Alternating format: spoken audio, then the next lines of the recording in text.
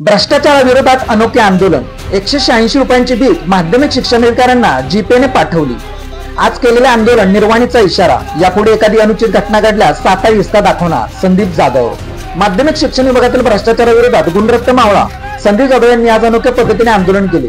जिल्हा परिषदेच्या मुख्य प्रवेशद्वारासमोर भीक मागून आंदोलन करत त्यांनी गोळा झालेली एकूण 186 रुपयांची रक्कम गुगल पेद्वारे माध्यमिक शिक्षण अधिकारी धनंजय चोपडे यांना पाठवली। माध्यमिक शिक्षण विभागातील वरिष्ठ सहाय्यक वैशाली माने यांनी साहेबांसाठी 25,000 रुपयांची लाच घेतल्याचे प्रकरण नुकतेच उघडकीस आले आहे। या पार्श्वभूमीवर विभागातील सुरू असलेल्या गैरव्यवहार आणि भ्रष्टाचाराविरोधात हे आंदोलन करण्यात आले। या आंदोलनानंतर संदीप जाधव यांनी जिल्हा परिषदेच्या मुख्य कार्यकारी अधिकारी याश्विनी नागरे यांची भेट घेऊन निषेध नोंदवला आणि यापुढे अशा भ्रष्टाचाराच्या घटना घडल्यास त्यापेक्षा तीव्र आंदोलन करून जिल्हा परिषद प्रशासनाला वठणीवर आणू असा इशारा दिला आहे। दरम्यान मुख्य कार्यकारी अधिकारी याश्विनी नागरे यांनी सर्व विभागांना दक्षतेची सूचना देण्याचे आश्वासन दिले असल्याचे जाधव यांनी सांगितले।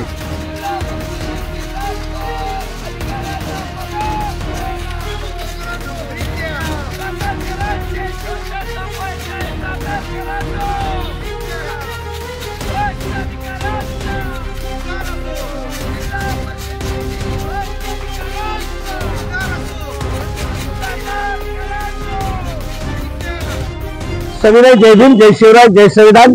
मी आयुष्यमान संदीप जाधव, सामाजिक कार्यकर्ता।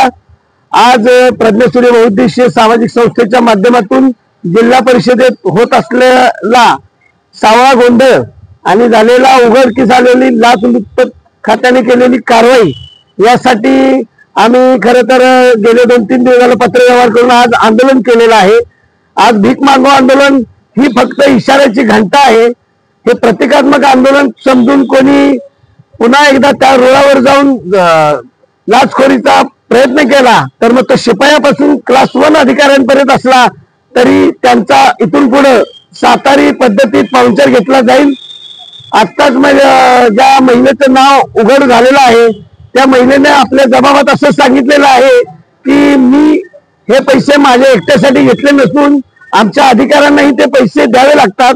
तर तो अधिकारी कोण हे जोपर्यंत उघड होत नाही तोपर्यंत या प्रकरणाचा आम्ही पाठपुरावा करणार आहोत आणि हे भ्रष्टाचाराचं कुरण समजून प्रशासकांनी जो हैदोस माजवला आहे याला वेळीच रोका, कारण सातारा जिल्ह्यानं महाराष्ट्राला आणि देशाला दिशा दिलेली आहे।